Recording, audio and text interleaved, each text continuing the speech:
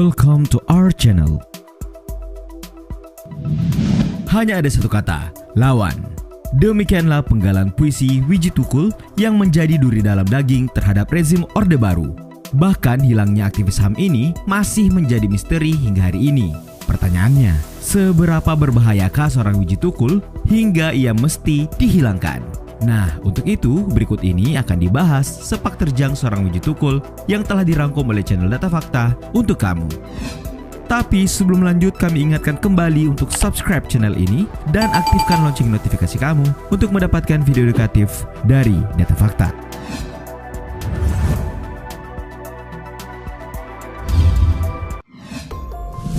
Aktivis Orde Baru.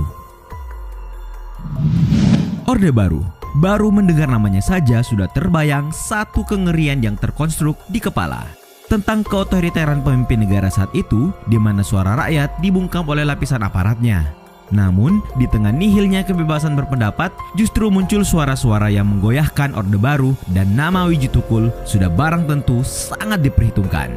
Ya, bukan rahasia lagi. Sosok yang bernama asli Wiji Widodo ini merupakan salah satu aktivis yang hilang pada Mei tahun 1998. Karena itu, bisa dipastikan ia tidak pernah absen dalam menyuarakan kepentingan rakyat. Beberapa yang dimaksud yakni ketika Tukul menentang pencemaran lingkungan oleh pabrik tekstil PT Sariwarna asli Solo di tahun 1992.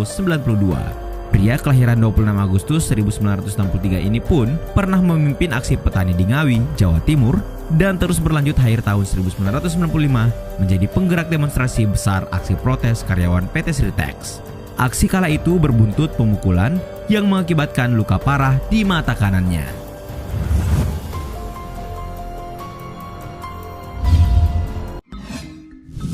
Melawan dengan puisi. Nah, semenjak Wiji Tukul mendapatkan perlakuan besar karena beberapa aksinya, ia harus pasrah menjadi korban incaran karena diduga sebagai dalang demonstrasi. Bahkan, puisi-puisinya pun dicurigai sebagai penggerak rakyat kecil melakukan protes. Ya, sebagaimana diketahui, puisi-puisi pria yang akrab disapa Tukul ini selalu syarat dengan roh yang menghidupkan semangat perlawanan.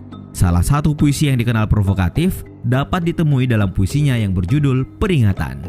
Terlebih, puisi tersebut ia bacakan saat deklarasi berdirinya Partai Persatuan Rakyat Demokratik atau PRD, partai yang kemudian terlarang karena dianggap wajah lain dari komunisme atau PKI.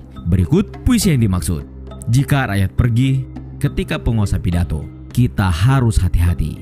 Barangkali mereka putus asa. Kalau rakyat bersembunyi dan berbisik-bisik ketika membicarakan masalahnya sendiri, penguasa harus waspada dan belajar mendengar. Bila rakyat berani mengeluh, itu artinya sudah gawat. Dan bila omongan penguasa tidak boleh dibantah, kebenaran pasti terancam. Apabila usul ditolak tanpa ditimbang, suara dibungkam kritik dilarang tanpa alasan, dituduh subversif dan mengganggu keamanan, maka hanya ada satu kata, lawan.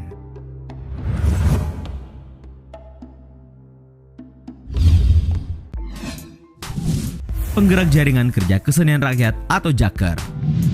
Kenyataan bahwa seorang Wiji Tukul melawan dengan aksara adalah jalan yang ia pilih.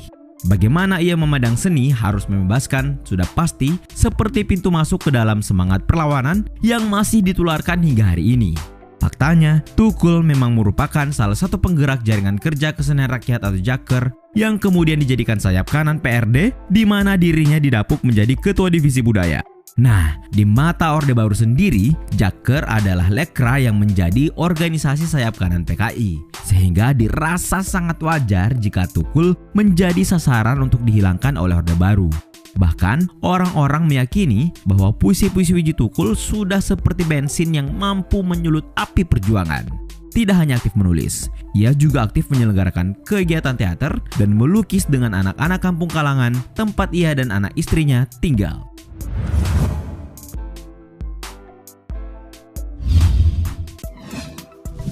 Menerima penghargaan. Bagi kalian yang akrab dengan sosok Wiji Tukul, pasti sudah sangat familiar dengan beberapa puisinya, semisal Peringatan, Sejak Suara, dan Bunga, di mana ketiganya begitu populer dan menjadi sajak wajib dalam aksi-aksi massa. Dan penting untuk diketahui bahwa Wiji Tukul juga memiliki beberapa prestasi, diantaranya sempat diundang membaca puisi di Kedubes Jerman di Jakarta oleh Goethe Institut pada tahun 1989. Kemudian pada tahun 1991 ia tampil ngamen puisi pada Pasar Malam Puisi Erasmus Pusat Kebudayaan Belanda Jakarta. Serta masih di tahun yang sama ia memperoleh Wartime in Courage Award yang diberikan Wartime Stichting Belanda bersama Wes Rendra. Nah, meskipun sosoknya hanya tinggal nama, namun pada tahun 2002 ia juga sempat dianugerahi penghargaan Yap Thiam Hien Award. Dan untuk mengingatkan kembali akan semangat perjuangan Wiji Tukul, film biografi mengenai dirinya telah dibuat dengan judul Istirahatlah Kata-Kata yang disutradarai oleh Joseph Anginun pada tahun 2017 kemarin.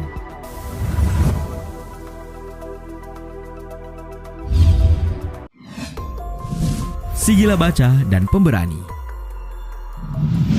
Seorang penulis puisi dan berpikiran kritis layaknya Wiji Tukul tidak aneh rasanya jika mencintai buku.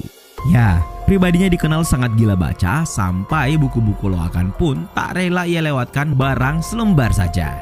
Bahkan dalam pelariannya, ia selalu menyempatkan diri berkunjung ke toko buku untuk membeli majalah maupun buku sambil menelurkan sejumlah puisi-puisi perlawanannya saat berada di Pontianak. Menurut dia, kata-kata tak mengubah realitas, tapi mempertajam realitas. Demikian ia memaknai kata-kata dalam puisinya. Selain itu, Wiji Tukul juga dikenal sebagai sosok yang akan menentang penindasan dan konsisten akan hal itu. Pernah dalam suatu kesempatan, ia menolak undangan untuk membaca puisi dalam acara HUT ABRI. Ia membalas undangan itu dengan surat resmi. Ia katakan, "Saya tidak mungkin membaca puisi di tempat di mana kawan-kawan saya dilarang."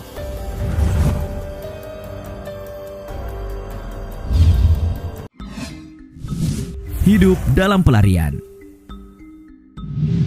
Tahukah kalian, selama hampir setahun, yakni sejak Agustus 1996 hingga Maret 1997, Wiji Tukul sempat hidup dalam persembunyian dengan nama samaran Paul bersama satu keluarga di Kota Dayak, Pontianak, Kalimantan Barat setelah dia dan beberapa aktivis pro-demokrasi ditetapkan sebagai tersangka penggerak kerusuhan 27 Juli 1996. Nah, dalam persembunyiannya itulah beberapa mengenal Tukul sebagai tukang bakso yang bangkrut dan lainnya sebagai orang frustasi hingga sopir bus yang baru dipecat dari Solo.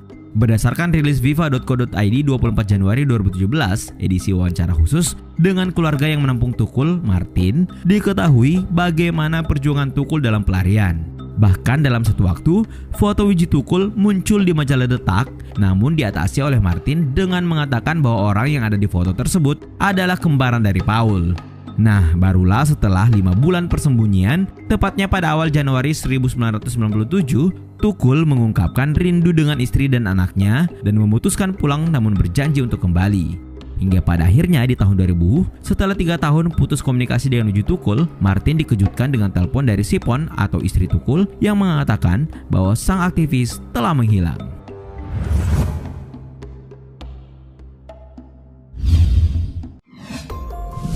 Menghilang. Bukan rahasia lagi, mengingat perlawanan tanpa henti yang dilakukan Wiji Tukul membawa dirinya pada satu permasalahan yang berkepanjangan. Ya, sebagaimana diketahui sebelumnya ia hidup dalam pelarian sebab telah menjadi buron sejak tahun 1996 hingga tahun 1998. Nah, dalam rentan waktu itulah ia terpaksa menemui keluarganya secara sembunyi-sembunyi dan hanya beberapa kesempatan saja, semisal saat perayaan Natal maupun Lebaran. Hingga pada akhirnya ia diketahui hilang tepat sebulan sebelum rezim Orde Baru tumbang pada Mei 1998. Siapapun tahu, hingga hari ini Wiji Tukul tidak diketahui kemana rimbanya. Diketahui, Wiji Tukul hilang bersama 12 aktivis lainnya, yakni Petrus Bima Anugrah, Herman Hendrawan, Suyat, Yani Afri, Sony, Dedi Hamdun, Noval Al-Katiri, Ismail, Ucok Sihaan, Hendra Hambali, Yadin Muhyiddin, dan Abdul Nasser. Itulah tadi sejumlah sepak terjang seorang sastrawan sekaligus aktivis HAM yang namanya masih menjadi semangat perjuangan hingga hari ini. Tentu saja harapan banyak orang terhadap pemerintah pun masih sama, agar secepatnya pelanggaran HAM di tahun 1998 segera terselesaikan. Nah, menurut kalian, kisah mana yang paling berkesan? Terima kasih sudah menonton, jangan lupa like dan share.